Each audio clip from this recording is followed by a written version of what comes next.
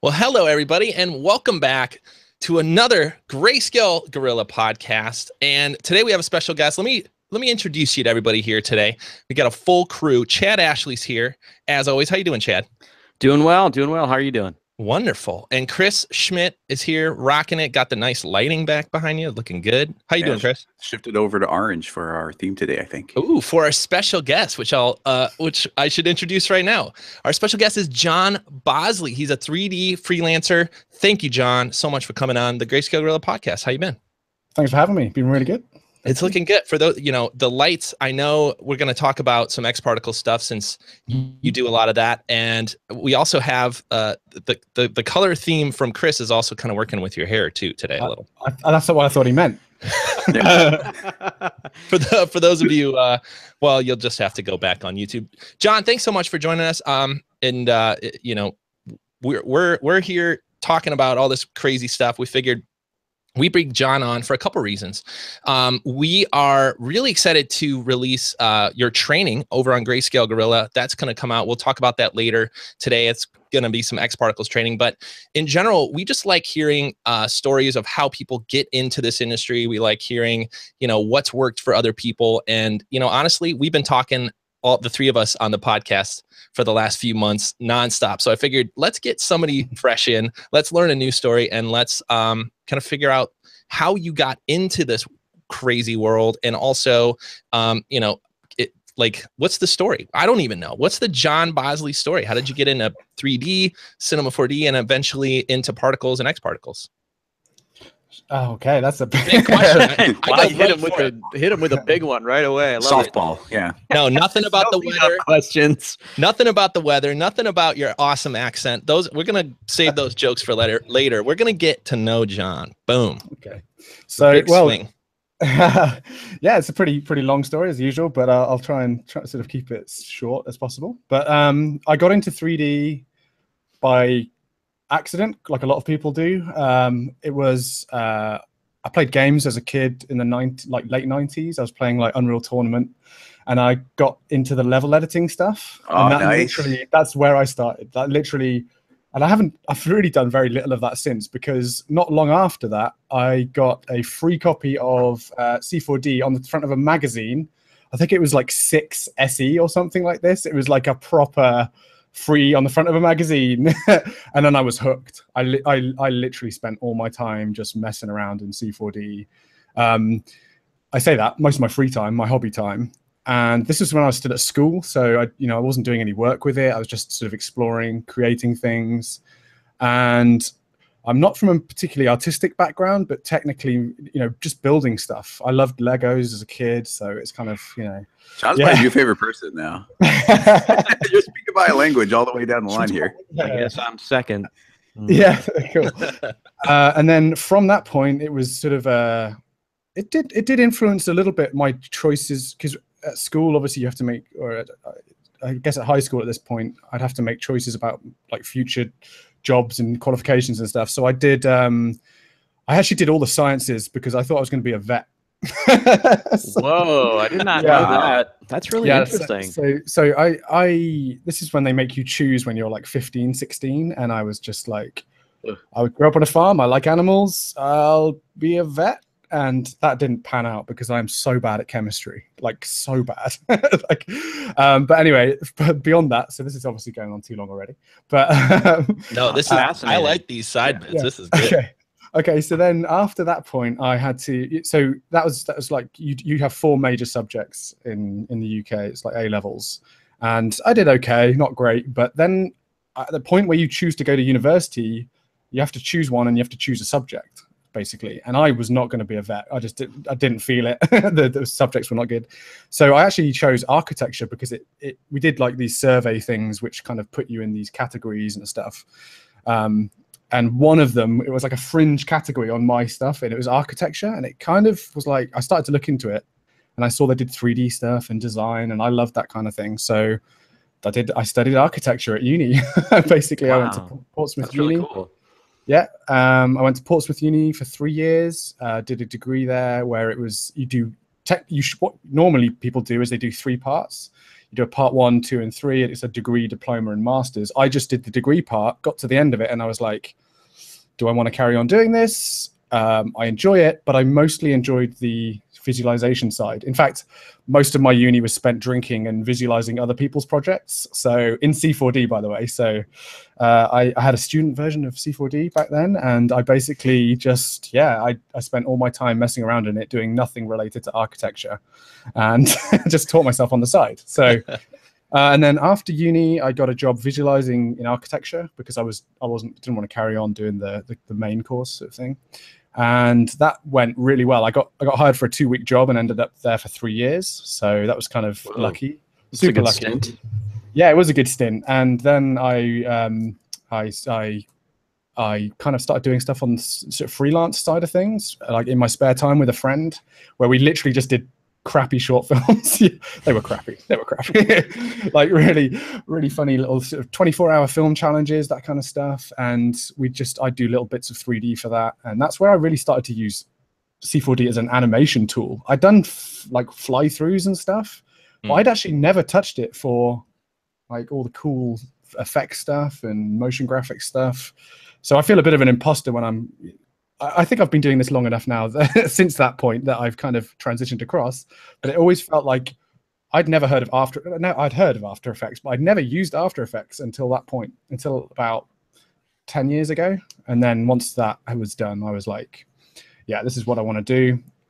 The work picked up and I ended up getting lucky, and me and my friend went off and did a little venture for about 4 or 5 years. And then we just naturally, it was completely amicable, kind of work less with each other. It was a partnership rather than a studio or company or anything like that. So, and yeah, I'm still doing sort of some visualization work, some sort of online ads, lots of stuff.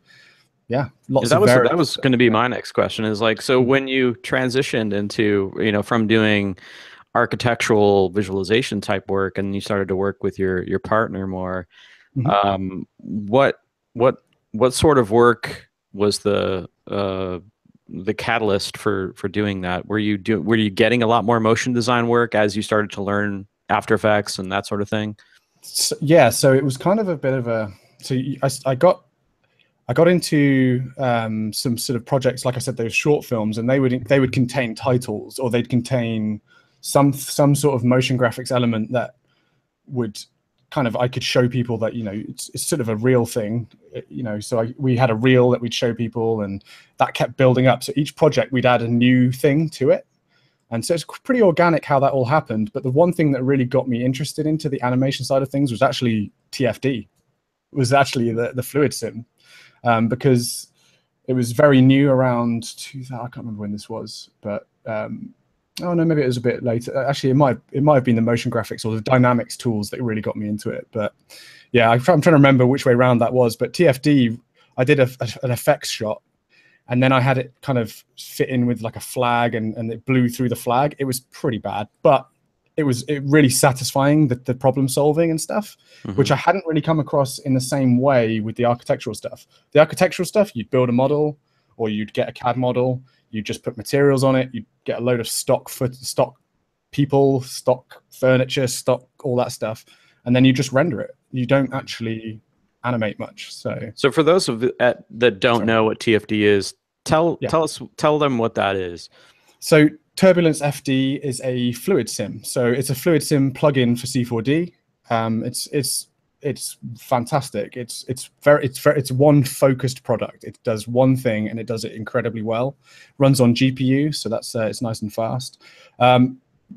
Development's been a bit slow, so I kind of haven't touched it for too long. But it was just it was like my introduction to plugins, actually, because I hardly ever used plugins before that point, apart from V-Ray. I hadn't touched plugins because I wanted to learn the core app. Except for all of our plugins, right? Oh, ever since, yeah, of course. Sorry, you have all those. yeah. Assumed. Yeah. Well, and so we met Jon at I want to say, was it NAB? Were you at NAB last year? Was it? Yeah, it was this year. It was NAB this year. And so we met through Insidium and X Particles, and that's when I first saw your work. Was all the not only X Particles work you were doing, but also the training you were doing. Like you were at the booth showing people, and like well, who's this guy? He's got awesome accent. He's a good teacher, and he's good at what he does. Like, that doesn't come around too often. So how did you get into X Particles and kind of go down that rabbit hole? Because that I remember when I first saw X Particles, it was like, was like you mentioned dynamics. You mentioned Cinema 4D dynamics. I had that same kind of feeling when I first saw X Particles. So how did you get into this world? So that was pretty similar to the TFT thing. Like I actually had done some particle stuff with Thinking Particles, but only just scraped the surface. You know, use the presets. And at the time, it just seemed so overwhelmingly complicated for me. And I knew it was a job came up, and we needed sparks. I think it was. It was like a cable breaking and then sparks coming out of it. Simple thing to do, even with Thinking Particles, but X Particles launched. I think it was like version 1 point something, so it was really early on. And then I got that, and then I was like, oh, okay, I don't need to really learn Thinking Particles now, because that was getting a bit old at the time, and this way of working feels way more sort of Cinema 4D to me. You know, it's using the object manager. It was super organized, and just instant results, satisfying, instant, kind of very sort of creatively satisfying. But and then from that point, I just kept doing little tests online. I kept doing little sort of experiments, putting them on Vimeo. And then I started to chat to Mike at Insidium, who's one of the guys, he's basically the guy who came up with the idea. Yeah, Mike Batchelor. Yeah, he's a great guy. We're good friends. And so we just got chatting. He got me on the beta, and then we just. Sorry, what'd you call that? Beta. Yeah, beta. I love that. That's what I love about working with Jon. I've been working with him for a while on this training, and every time we talk, I'm always like, "Oh, that's such an interesting way of saying that word." But yeah, I didn't mean to interrupt you, but like it's just one of those things. Every time I hear you say something like that, I just gotta like be like, "What? Say it again. I want to hear that again." No, you're right though, because each time I do that, sometimes I actually say it in the American way, because I'm hearing it mostly spoken by Americans, because a lot of the training is out there is Americans. It's like Europeans learning English. A lot of them have an American accent, because the best training is with American guys, or you know. And so it's quite funny. You'll hear me slip every so often, and you'll realize I'm actually secretly American. But that's what I was waiting for. Sorry, I didn't mean, you got on the beta, and so I got on the beta, and I'm still on it now. Can't talk about it, obviously, but it's you just. I love it, I think, because it's very fundamental. Like, playing with particles feels very like playing with the universe, playing with your own world, or, you know, that kind of thing. And it just kept getting better and better as well. So each time there'd be something new, I'd be like, oh, wow, this is kind of filling a huge gap that I felt was in C4D at the time, because Thinking Particles was just a bit too obscure for quite a few people. Whereas X Particles obliterated Thinking Particles. It did. I was being polite, but you're absolutely right. It did. Every time I would, for a long time, super defend Thinking Particles, and then it got to a point where I hadn't used them in a while, and I had to just make a basic emitter to follow this null around. It's like, this is so difficult. Yes. This is still valid, because if you have loads of setups that were built in that, and you know, there is something to a nodal workflow. I still love nodal workflows, so. You know, but you're right. Basically, what you could do with even just one emitter object in X Particles took a while to kind of build up in Thinking Particles. So yeah. I mean, when I started learning cinema, I came from, you know, Maya and 3ds Max, where particle systems were kind of like built in, and so for the longest time, I had no idea X Particles was even a plugin. Like, I thought that was the particle system, because I just didn't know any better. And of course, you know, GSG, they, you know, covered a lot of it and talked a lot about it and had it on our website and stuff. So before I started, I was always like, oh, X Particles, that's just like their particle, right? And then it wasn't until after I kind of got into it a little bit more that I realized that it was a plugin. And then I've realized that Thinking Particles was a part of cinema, but then that was totally different from me too, because Thinking Particles was completely different in 3ds Max, because in 3ds Max, CBIS still runs it, and it's like super powerful, used on feature films. So it was confusing for me, but I gotta say, like, X Particles is probably one of those plugins that I think everybody already has. If they haven't, they they should get it, because it's one of those things that Yeah. you always. If they don't already have it, they're meaning to get it. Literally, Right. every person who doesn't have it is like, oh yeah, I'm going to get that one of these days. Yeah, Yeah. it's because I think- it's yeah. needed, man. You need it. Well, and it feels what I liked about it was, unlike a lot of other plugins, it felt like a part of Cinema. I think that's why you said what you said too, Chad. It's like, oh, it's just a part of Cinema. It has the same structure. It has this really like Lego piece, fundamental, like you said, John, feel to it. And when you start playing with it in that way, and you're like, oh, this is like MoGraph and modifiers, but times thousands and thousands and millions rather than a few thousand particles, you know? So yeah, that to me was what pulled me in. So through your like learning X particles too, John, like you've been playing with X particles for a while. Like what keeps you like learning? They got new versions coming out. Like I know you're working with them I am, yeah. you know, on and off too. Yeah. What keeps you in playing with this stuff? There's always something that I haven't discovered. So there's always something, and then they'll add. Yeah. So it's a constant, because they are really great. They're probably. I mean, I'm completely biased here because I'm friends with these guys. So I just love the way they go about development.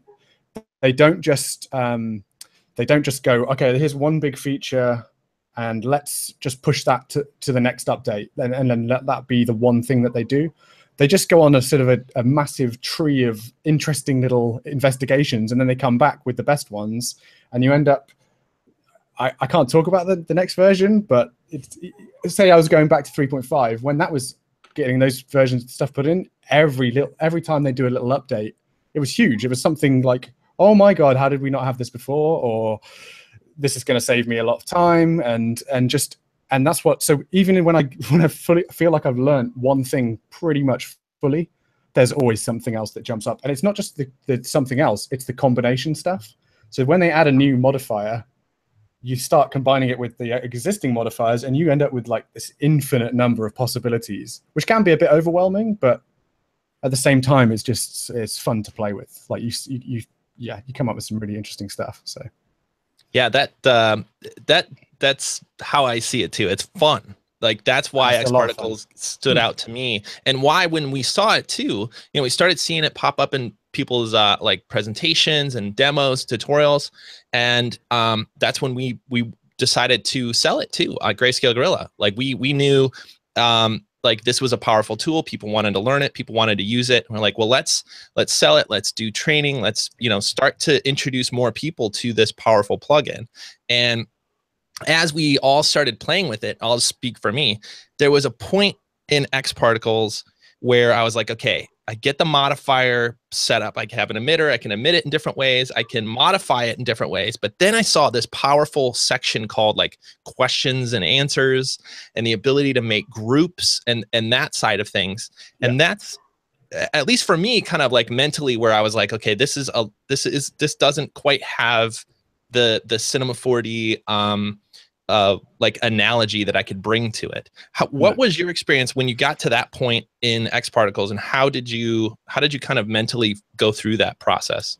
So it's questions and actions, and what you say, you're right. You get to a point, so you can do the emitter. You can imagine is like a generator, like a cloner or a matrix object or a fracture object, whatever, and then you can affect it or modify it. So that paradigm works completely. I think you're right. It's like you've got the two objects, one's affecting the other, one's modifying the emitter, and when you get to the point with the questions and actions, you're right. There's no equivalent in C4D. So what I did when I came across that is I avoided it. I'll be honest. When I first got into X particles, I was like, oh, there's this questions and actions thing. I don't have any questions.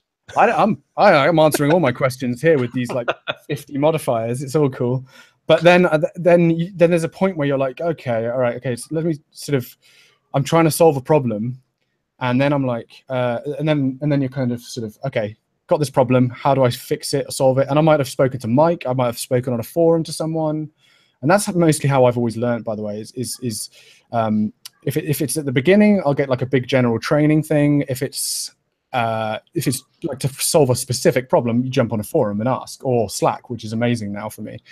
And basically, the job required, I can't remember, it was something like just kill the particles at a certain age, and then you could say, oh, just give them a life, but it was actually, it's not as simple as that always. Sometimes you emit them 10 frames in, and then they have to exist for 20 frames from the point they're birthed, but whatever. So then I started to look into the questions and actions, and actually you start to realize how powerful that side of things is. So the basics are, you question a particle, you say, how old are you? If you're above 10 frames, or if you're above 20 frames old in age, end your life. That sounds pretty depressing, but wow, this just got really drunk, John. Too many questions. Yeah. So you ask the question of, do I want to live? How long do I want to live? No, but the basics is that you ask the question of the particle. How old are you? Do you meet this criteria? How far have you moved? All that kind of stuff, and then do an action, or activate a modifier. And then it's kind of a bit abstract to think about it before you get into it. But when you start to do it, as soon as you've done one, I promise you'll start to go, oh, okay, I get this now. This makes total sense to me. And then you get sub questions. So then you can have it has to match both. So the particle has to be a certain age and a certain radius, then do the action. Otherwise, do nothing. And yeah, there's not many there in C4D, unless you're digging into Espresso, there's a condition operator, but there's not much equivalent to that in yeah, that was one of the things C4D. when I started learning X particles, and honestly, it's mostly because of Jon and the training and stuff, and what I've been like watching them as he's been sending them, and I've learned a lot. And the questions and answers to me is really important because I came from pFlow, which is like the 3ds Max particle thing, and that has test operators, and those test operators are really crucial to getting directable particles. Because I mean, yeah, you could throw particles anywhere and like have it do some abstract stuff, and you just capture it, and hey, there's my particles. But when you really have a defined direction that your client or somebody has, the only way that you can truly control them is with operators like that, where you can say, well, if it hits this, I want it to do this. If it is this old and is this going this fast, then it's going to become that.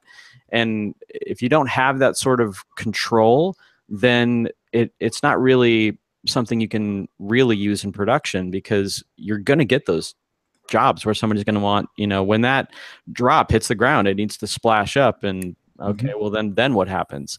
And if you don't have that questions and answers or that sort of workflow, then you're kind of screwed. Exactly. And that kind of yeah, sorry. Oh no, I'm sorry. We've mentioned the training a couple times. I don't think we've spelled it out. Jon's here not only because he's great at this stuff, but also because he helped us build a training for X particles that's coming out this week. And so we've kind of hinted at it a little bit, and I think we talked about it last week on the podcast. But just because all these things are popping up in this discussion, I wanted to make it clear. I've run into the same problem. A lot of us run into the same problem. When I talk to other people that use X particles, they like X particles, they get to that certain level and they're like, well, I know how to add turbulence and make it look awesome, and I know how to texture it, and I know how to do this, but I don't quite know that next step. I wish there was a way to like really learn a robust version of X particles. And that's why we brought Jon here to Greyscalegorilla to make what we think is the most robust X particles training series ever made. And so we're here to talk about that for sure. We'll fill you in on that, but it's called Guerrilla. It's called, I almost called it Guerrilla Great. I almost messed it up. We have a new word. This is our big moment. This is our big moment. Chad, you all right, let me help you out. Help me out here. So, I can't even do it. It's okay. I got you. So yeah, so I'm so excited about this. It's called Guerrilla Guide to X Particles with Jon Bosley. And I couldn't think of anybody that I'd rather have teach this course after having met Jon at NAB, and we spent, I think after we met, we spent like the whole day together. I feel like we hung out like all day. And Jon doesn't really know this, but I was secretly vetting him to see whether or not he was going to work out for this. Of course, he was. I mean, he was already teaching people X particles through the Insidium booth and all these other different means. He's actually on our Slack channel like an MVP. Like, I swear to God, he answers more questions on there than we do sometimes. So it was kind of a natural fit to have him put together this amazing training.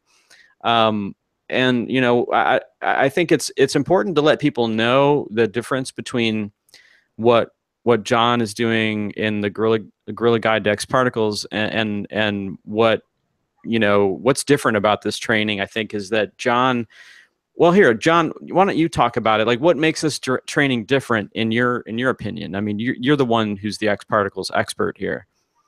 I mean, I think the one of the big things is that we've got two sort of separate sections of the training. We've got the main project training, the project based, where you actually do something a bit more kind of real world, where you build a rig for X particles that you could then transfer into a project. You know, you could have like a rain setup or a snow setup. We've got those creepy crawly ones, which is kind of fun. Those are great. Yeah, that's kind of fun one.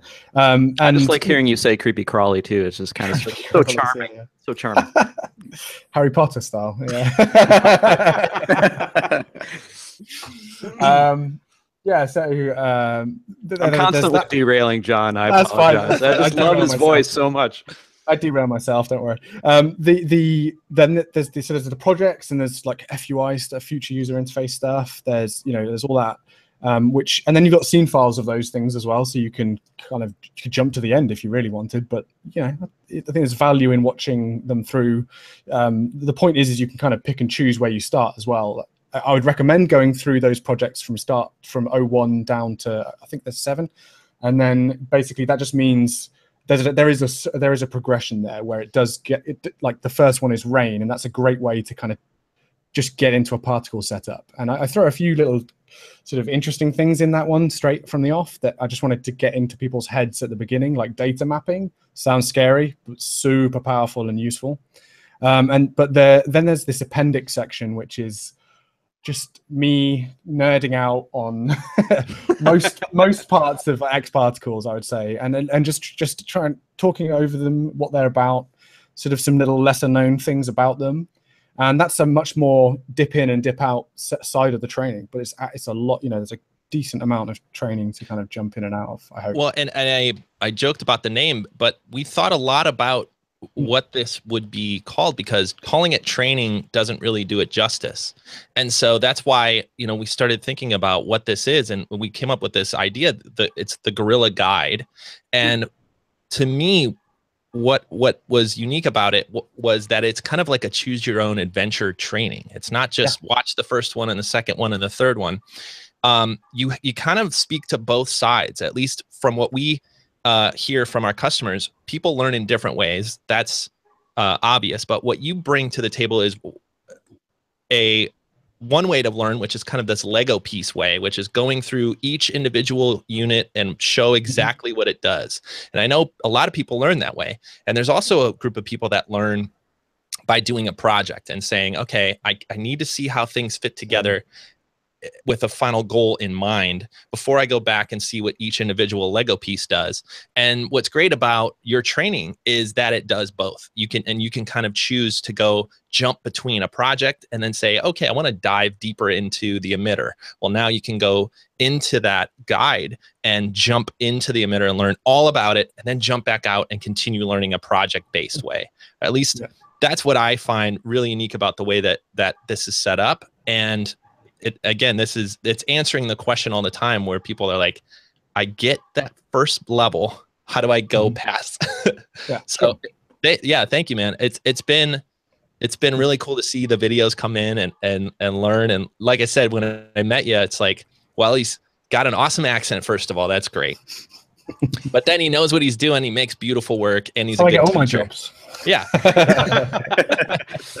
Oh man. Well, that's the killer combo. When you know what you're doing, but you're also a good teacher, and that's more rare than it sounds. You know, there's a lot of people that are good at their job, that are good at what they do, and when asked how they do it, they can just be like, I just do it. That's what I do. And I love the way that you jump in and not only show project based, but also, you know, bit by bit what all these pieces do. So I'm excited to share it with everybody, and just wanted to thank you too while you're here on the podcast for making this, man. Well, thank you. So much appreciated. Yeah.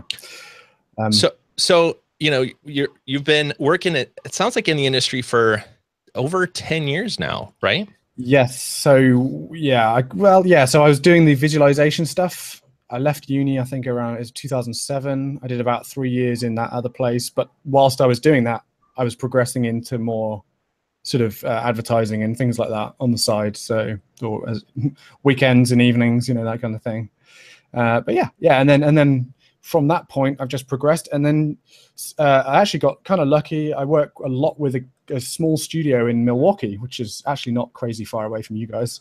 And Blend Studios, I'm sure you guys have they've probably been to events and stuff like that. And I was just in Milwaukee yesterday.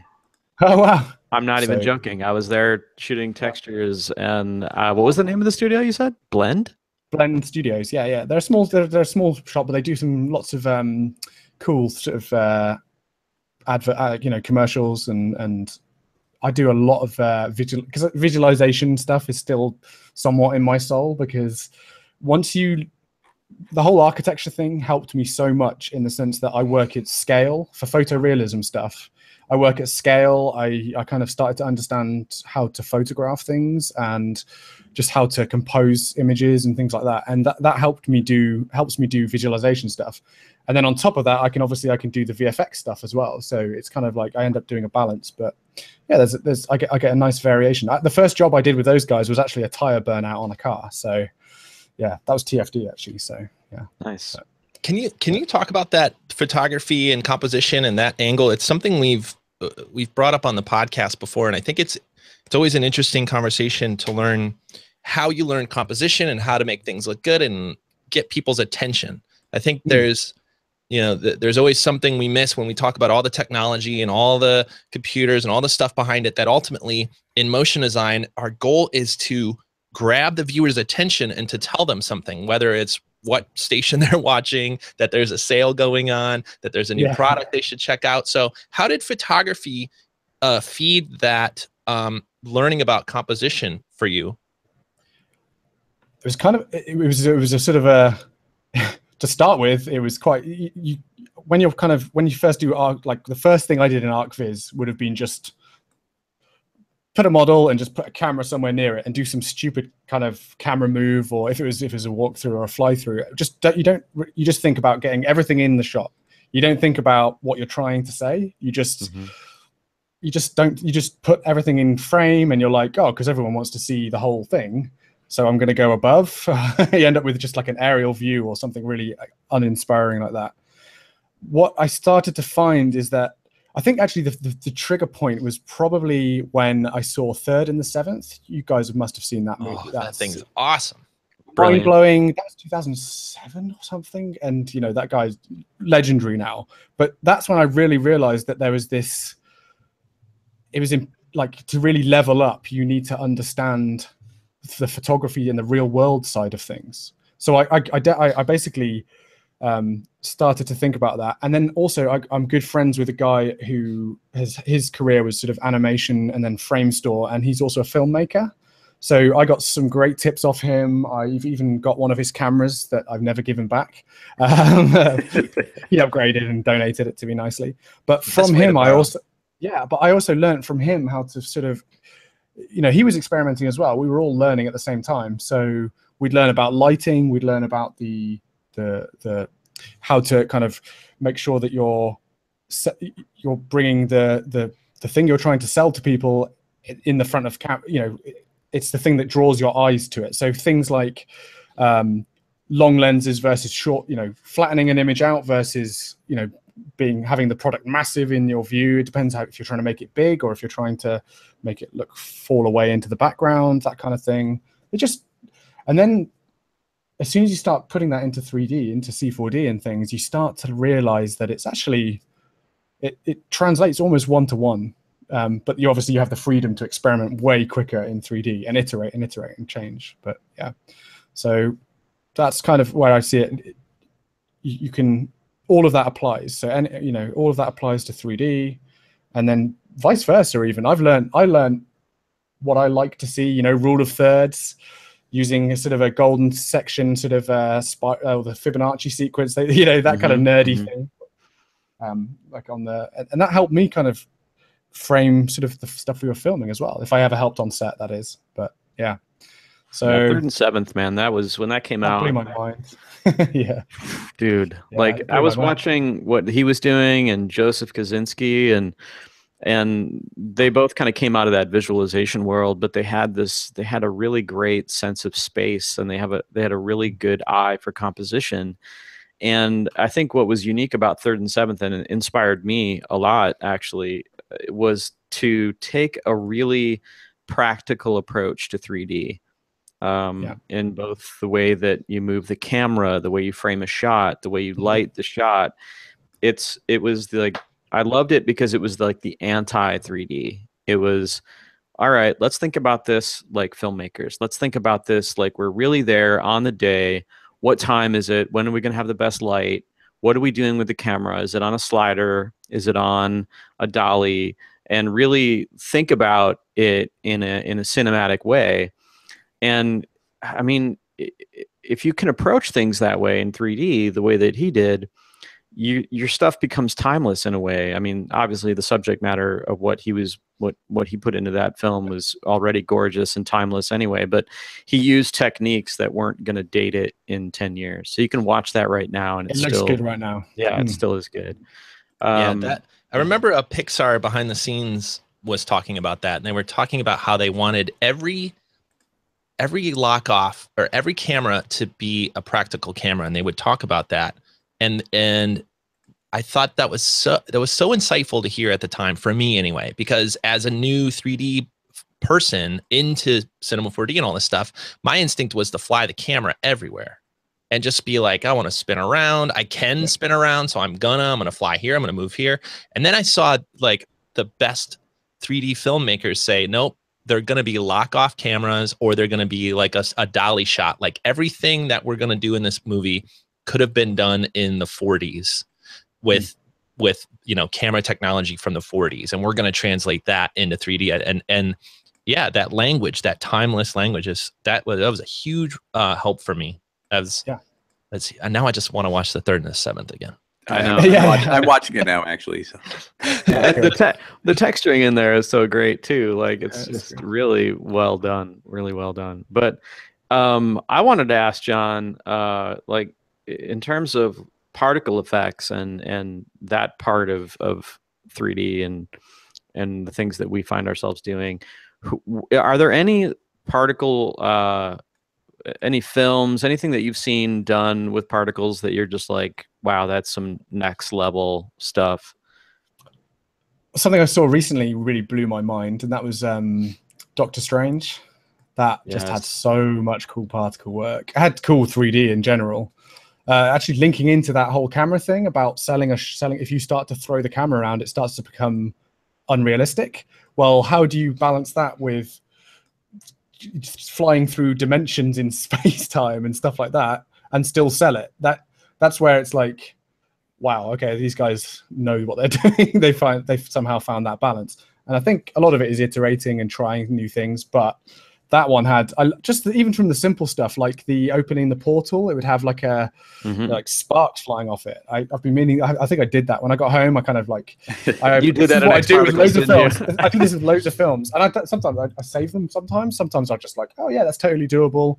I should do a project on that, or I should do Dude, you should totally do a tutorial on the Doctor Strange like particle. The lasso as well. He's got like he has a lasso thing that he kind of uses. That's right. That has that, or someone else has one? Yeah, I think a lot of he uses it a lot. I think there's other people that have it too, but I would love to know how to do that thing in X particles. That'd be fun. It's pretty straightforward, actually. I like that's the beauty of it. When you actually start to peel back those layers, and you're like, oh, okay, like. But there's the thing is when you've got a reference as good as that, it helps a lot, right? Sometimes it's way harder coming up with the idea in the first place. So, but yeah, absolutely, I love that effect, and even the stuff There's some really creepy stuff. Well, when they go through into the different dimensions, you've got like, I'm not going to spoil or anything, but just plumes of kind of bioluminescent particles and kind of weird stuff like that. It's so cool. And yeah. When you watch that stuff, as someone who has a pretty deep understanding of particles, do you immediately in your head start like deconstructing it? Like, oh, first I would put, I would use an object emitter, and then I would have a question. And well, yeah, how much is it ruining the movie for you? I'm really good. I'm really good at disconnecting that stuff, or at least thinking about it afterwards. Although sometimes it does kind of go. You do go. It depends if it's good or bad, actually. If it's a bad effect, I'll be like, yeah, they should have done such and such. But I try not to do that because I'm not a filmmaker. But the ones where they're really amazing, I do think I do feel like I've been doing it long enough that I can recognize what they're doing or how they're doing it, at least to a point. It's always that finishing touches thing that really kind of, sells the shot, I think. But Sure. I can disconnect myself, luckily, so I can just watch and enjoy a movie. But if it's so bad that it takes me out, that's the movie's fault. And absolutely, it's the particle guy's fault. Poor guy probably had like 1 day to do the whole thing or something. So I sympathize. I'm not like I just passingly judge. So I'm always interested too. You've been teaching and you've been also playing with X particles for this long, and you've been at the booth and showing people all this stuff. Yeah. What's one of those things that you wish more people knew about what X particles could do? What's something that you're like, if they just learn more about this one bit, that'll really start opening the door? I would say data mapping. It's so nerdy sounding, and like I think it puts people off a little bit. And it was only added in 3.5, I think.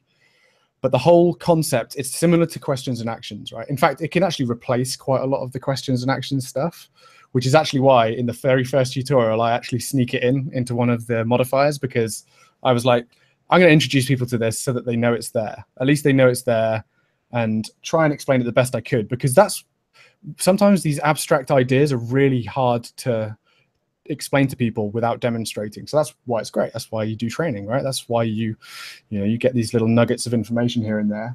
But data mapping essentially allows you to say do the age. So you have a graph. You have a curve in the UI, and basically one axis is going to drive a parameter in the modifier. Say it's like strength of turbulence. So it's going to churn your particles up way more the higher up the curve it goes.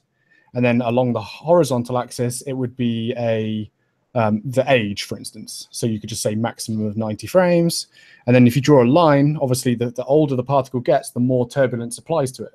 And I mean, it sounds pretty scary and stuff, but it's like the questions and actions. As soon as you jump and do that, but that is a huge thing. And you could pretty much put anything on that graph, right? Like you could graph lots of different things, and then like what give us like, if you wanted to go further with it, could you actually start feeding data maps into other data maps? Well, it depends. So it's all about so it's about what the data comes in and what comes out the other end of that modifier, for instance. So you can kind of do that, and you can layer them up. Essentially, what you could do is you could say change the radius over time, and that's like in a XP scale modifier. All it does is it just scale is the vertical axis, and then age along the horizontal moves along as the age goes on, the radius goes up. Then you could add another map which says look at the radius of the particle, and then that becomes like a sort of a nested iterating thing that it will look at that new particle radius that's got bigger and change the color. So, for instance, like as that radius, so you've mapped the radius of that particle over its age, and then you might have like a different data map that says, well, as that gets bigger, I want it to turn green. Yeah, or That's something. A simple like example of that. Yeah, I'm trying to use simple examples but you can do some insanely complex and brilliant stuff with this. You just see the guys, that do this all day, every day. You've spawning based on age and stuff like that. It's better with a question and action setup. So, but the number of particles that get spawned, that can be data mapped. So, you know, you could just like, as time goes on, even just use the scene time. As time goes on, the number of particles increases, but you can then use a question and action to set that that modifier off. So you could just say spawn when it's 10 frames old. How do you keep all that straight, man? Because one of the things that that I loved what watching you work is like really kind of it inspired me to kind of take my X particles and try to be more, I guess, buttoned up about it. How do you keep, once you start building up these complex systems, how do you keep it all straight? So that's another beautiful thing that they have. Nice setup there, Chad. I do this for a living. So. Basically, there's this thing called the XP system object, and it's where it's like your starter kit for X particles. You add it to your scene, and really, if you think about it, it's just a glorified null with a bunch of nulls inside it, but they've got nice icons, so it looks like a folder structure. And then in each of those systems, so you have a system for each kind of cool thing that goes on in your scene. You've got an emitters null, you've got a dynamics null, a modifiers null, and you just keep all of those things in there, and it basically just allows you to just immediately know, okay, I need to edit something in the emitter, because you're right, without that, it could get incredibly overwhelming. Like, you know, if you've got sort of 20 modifiers and some of them don't affect one emitter, yeah, you're not gonna get that. That's usually my problem. Like, I'll start messing around in X particles, and I'll be like, "Oh, this is cool," and then I'll, you know, go to lunch or something, and I'll come back and I'll look at it like, what the hell was I doing? Like, what? I don't even know what I'm making right now. But I can open up, like, I've opened up a lot of your finished projects from the training product, because you have, like, so for those of you out there, if you get the training, you get a starter scene and an end scene. So you can kind of, like Jon was saying earlier, you can kind of walk through his process. But I was opening up your end scenes, and the way that, you know, you're really good about keeping it organized. And I think that's really key to anybody using X particles, even if you don't get the training, using that system that you've got going. It's like, it's the only way I think you could open up a project a year later and like figure out what the hell you were doing. Oh yeah, you definitely want to keep it organized, especially if you're working in a pipeline with a team. It's the same thing it's the same in everything, right? If you give someone a Photoshop file with no named layers and 100 layers, they're going to hate you forever. But you think about something. I mean, I guess the one that most people are going to run into is MoGraph and piling up some emitters, but or I'm sorry, some effectors. But you know, that's pretty simple to keep grouped up. In X particles, almost immediately you're creating an emitter, and then you set some conditions so that emitter creates more emitters. But now some other effect is applying to one, but not the other, and you immediately get lost with these things layering up and being related to each other. And maybe one effector is affecting multiple emitters, and so okay, I'm lost. Can't possibly looking at that again, even an hour later, and you're like, oh, I've lost it. Totally. So that is on, I guess, the artist to kind of be really careful when they're building it. But this whole system object and subfolders that you can have in that, you can create your own custom subfolders as well and give them their own icon if you really want. So it really does help to keep that organized. But you know, look, everyone has their own ways of working. So I'd like an overview. Like, this is where going back to the whole nodes thing. In the ideal life is that you'd have an overview of nodes. But that's you know, that's a totally different pie in the sky idea, right? But yeah, I would love to see nodes in X particles. We love nodes. I'm one who loves nodes, but I know Mike Batchelor, who came up with X particles. He doesn't like that workflow. He just prefers the straight up simple C4D object stack, and I think that's why we've ended up with X particles. So I'm happy right now that even exists because of that reason. So yeah, everyone, like I said, everyone prefers has their own way of doing things. No, actually, to elaborate what you mean, wasn't it that he hated the thinking particles like espresso node setup? He's like, this is crazy. I want to see objects. Yeah. Similar to what you said earlier, is that if you want to do one simple thing, sometimes it takes several nodes and several different kind of connections and combinations of those things. He just wanted it to feel like C4D, where you add an object, add a modifier. And I mean, the basic C4D has that basic emitter still in existence. If you go into the menus, into simulation or whatever it is, and there's still that standard emitter and that standard modifiers. So technically that does exist somewhere, but it's just very limited. Whereas this, X particles is, avoided the node thing. But yeah, he did hate. I think that's probably accurate. Yeah, and that's I think that's why X particles to me felt the way it did. It did feel like cinema because it had that mentality, and it does give you the ability to build ideas quickly. And I think we're all saying a similar thing, which is any tool that allows you to snap pieces together very quickly is going to have a little bit more complexity down the road because of that.